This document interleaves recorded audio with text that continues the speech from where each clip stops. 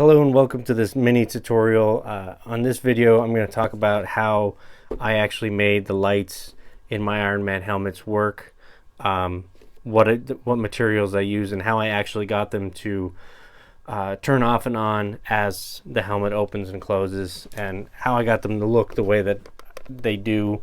I wanted to focus on that because personally I think they look great. This was kind of a happy accident. I didn't expect them, or rather I didn't know that they would look like this and show up like this on camera and film. So I kind of wanted to show off how I did that so other people can learn from it or use these techniques. So I'm going to go from there. Now I'll go over a bunch of the materials I use. One of the materials, it's a 1/4 inch wide copper tape. It's for doing some circuitry and stuff. I can't find that right now, so I can't show that on the video, but what I will do is in the link or in the description for this video I will link to all of these products, probably on an Amazon page or something like that. So each individual piece, there should be a link for each one of them, as long as I can find them on that website. So just cover that real quick. Now, the way that these turn off and on as the helmet closes is what the copper tape is for. What I have is on the top of the helmet, there's a positive and negative wire for each, or for these lights, and I have those wires broke, or cut rather, and they are soldered to the pieces of this copper tape, and then the wires coming from the lights on the face piece go up the face piece, and they go to a set of copper or pieces of copper tape that they're attached to, and when the mask is closed, those two pieces of copper tape touch each other, they complete the circuit, and the lights turn on, so that when I open the helmet, the circuit breaks and they turn off. Circuit's on. So that's how they work. Very simple. I can show you that in this very crummy Mark 43 helmet. This was the first helmet I made out of foam, so bear with me. It's very gross inside, but at least for this video it'll help demonstrate what I'm doing.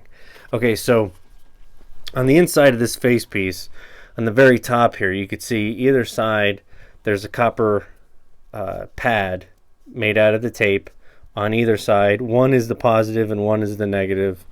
You could probably do this some other way. I'm sure there's like pressure switches and stuff, but this was just the simplest way for me to do because I knew nothing about electronics. It was just easier for me to cut the wires and have them reconnect to each other, and that made them turn off and on.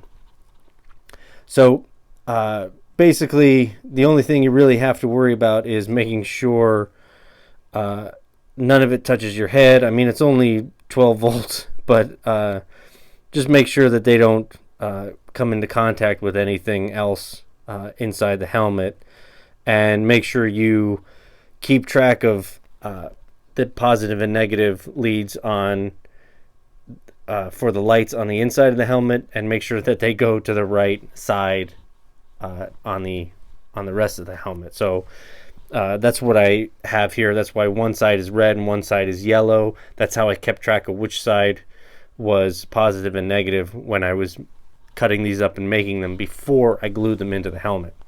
That way I knew which side needed to go where, just to keep track of it. Now, the lights that I used, they are 4-inch LED strip lights. They're flexible, they're cuttable or trimmable. You can cut them about halfway. There's little scissor icons, and you can cut them there and shorten them, or you can cut them and then there's little copper pads inside there. You can cut the rubber or seal that's on over top of them. You can cut that off and solder wires from one to the other. And that's what I did on this helmet. I basically just used one of these strands. I cut the other one off, but I just used one of these strands, cut it in the middle, and then extended the wires, or put extended wires on the cut.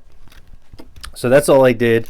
It's just 3 LEDs on either side. Pretty simple. Like I said, didn't know much about electronics, so positive and negative, 2 wires. It's really not that difficult. You did it with a basic soldering iron and set of wire strippers, cutters. That's all, basically the only tools that I use for this. And the reason I used these lights as opposed to some other options is these lights, you can kind of see it in the packaging here. It comes with a try me button. Let me pull these out of the package here and I'll show you. That try me button is connected to a little battery pack that has little cell batteries in it, exactly 12 volts, which is what you need to power these, and a little button in here. So this is pretty much everything you need in order to make this work, minus the button.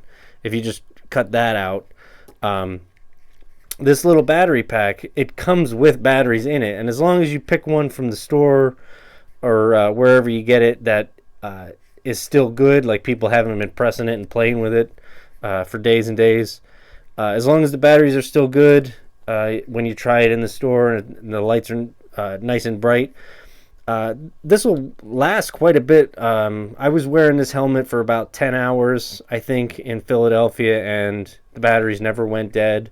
I don't think I've actually changed them yet. I do have spares, but I don't think I've changed them yet, actually.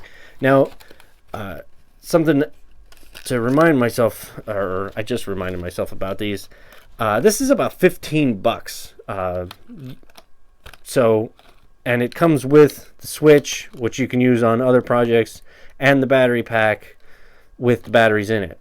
These batteries are probably like $3 or $4 a piece. There's probably like big packs of them you can get on like Amazon or something. You can buy packages of 50 for cheaper than that. But in the store anyway, these are like $3 or $4 a piece, and there's 8 of them in there. So it's a bargain, in my opinion, to buy this for $15 and get all this, including the pack and the batteries, because this is everything you need. The battery pack is nice and small, so it was easy to mount inside the helmet.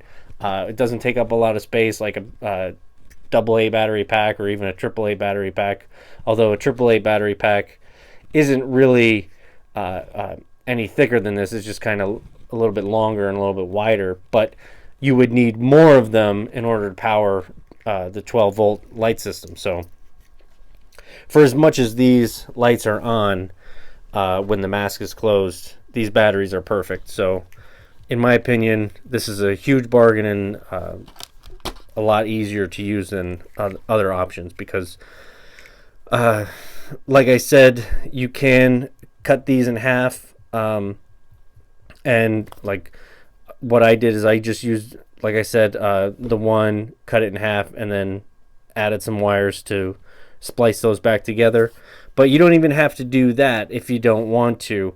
You can take both of these, which are already both connected to the battery pack, cut them in half, and then just use the 2 halves, and then you have plenty of light for each light, or each eyeball. So that's what I did for those, for actually both of these, and this set will actually be going into my next suit. Maybe I'll be able to set the camera up to actually watch me or film me install those into the next helmet for a kind of a part 2 to this. So maybe look for that. I don't know if I'll be able to record myself doing that at that time. But okay, so back to this one. Now, the way that I actually have these eyes in there so that the bulbs themselves, now I guess that just went off. Okay, now it's back on. the way that I have these bulbs oriented in there, so that the actual diode itself isn't facing outward, I have it in these little eye socket pieces that I 3D printed. Now you can make these out of anything, balsa wood, cardboard, any material you want, as long as they fit inside the slot. It really doesn't matter. But I had the 3D printer, so I modeled them and printed them. But this is pretty much what it is. It's just a U shape, kind of long, just long enough for the lights themselves to sit inside of it. And the way that I have them oriented is kind of just like that inside the socket. And then I'll put the lights. Another thing to mention about these lights is the bottom here is a pull and peel stick-on pad. So you can actually peel that off and stick this right on to the inside there, and you don't have to worry about gluing it or anything. It already has its own stickiness to it. So that's the way that I stuck them inside. And then the lights actually sit just below this rim here. Now, the lights keep coming off because this helmet is actually meant to fit on, or they're meant to be on while it's on my head. So when the forehead is actually pressing against the top here, that's how it has tension on. So if you notice it keeps turning off, actually in order to save battery, I'm going to turn them off. But that's why they keep turning off there. It's not really meant to just be sitting on nothing and beyond. But okay, so back to these. Like I said, this can kind of just stick in there, and the way that I have them sitting is the lights, the LED lights themselves are sitting just below this bottom piece here, so that they don't actually shine out the helmet, because then you have this the diode themselves kind of pin spotting, if you will, where they actually are. So you, like, when you look at the helmet, you can see the brightest dots and you can identify where the LEDs are. Doing it this way made it a nice solid uniform light, so that you couldn't spot where the LEDs were actually coming from. So it made it just a nice smooth light. Now there are other tricks to this, but this is what I did. Now I didn't leave the inside of these black. Now these were 3D printed out of black material so that the light wouldn't be shining back through it. It's kind of thick. I think this is probably about 3 or 4 millimeters thick. But that was so the light wouldn't shine back through, and you'll note the sides are open. I just used electrical tape to close the sides off once I had everything wired in there. Now, like I just said about I didn't leave the inside black, what I used on the inside, rather than paint them or anything, I used this foil duct tape, tinfoil duct tape. This stuff is great. It's actual metal. It's got a nice shine to it. It's reflective. So what I did is I just take a piece and fold some corners in it, and then peel the back of it because it has a sticky side to it. And then I just stuck that inside here like that and gave it a nice reflective inside to the eye socket. And then put the lights on top of that, and the lights would shine up and reflect off of the foil and shine out. So that's what I used on that. Now this is a great material for all kinds of cosplay. Adam Savage on his channel reminded me that this stuff exists, and it is fantastic. I use this on so many things. I highly suggest it. This brand is called Reflectix foil tape. You can find it in hardware stores, and like I said, I'll link it in the description. But great for many uses. The other thing I just said, electrical tape. That's another big item. Solder for connecting all the wires and stuff. That's basically your items list for this. Let me get reorganized here. Now, For the lenses that actually cover the eye or the lights themselves, what I did there is I used a from my local hobby store, a clear plastic sheet of styrene. It doesn't matter the thickness really. I just got, 0.25 millimeter. It's what the first thing I saw. It doesn't really have to be super thick or anything. It's not supporting a lot of weight. It's just something to cover the lights up. Now, what I did with that, because I don't want them to be perfectly clear, I took this, and for mine, what worked the best is standard 20-pound regular multi-purpose print paper. Stuff you can find Walmart, Staples, Office Max, Dunder Mifflin. It's just printer paper. Everybody, with a printer has printer paper. That's all this is. Standard paper. And what's great about this is the part of the happy accident when it comes to these lights. When I glued this using some spray adhesive, what I would do is spray this with the glue and then wait a couple of minutes, take the styrene and place the styrene over this, and then leave it go, let it dry, and it'll be stuck on there really well. Took that. Now here I have a piece of this styrene with some blue paper on it, so I'll use this to demonstrate what I'm talking about here. I had the styrene side face out, cut that piece out with the white paper on it, and put that on top of the light, and that actually is what gives me the white/blue look, because there's a tiny bit of blue in his eyes, but this printer paper gave me that color. The very subtle. It looks mostly white, but there is a little bit of blue in there to the eye. But that's what gave me that look. Just regular printer paper and not having the LEDs pointed directly at the paper. They were below, pointed up at the foil tape, and that light shine through the white paper and the styrene is what gave me that look. And it looks great in a lot of the pictures and videos and stuff of my suit, so I wanted to pass this info along for anyone who's looking to do similar thing or to change up how they do their lights. Not that there's anything wrong with the way that other people are doing their lights, but I just thought that this looked really great and I wanted to share it as a tip. But that pretty much covers it. Now I have some other materials, like I said, this blue. You can cover these with just about anything. This is a piece of red paper from the craft store.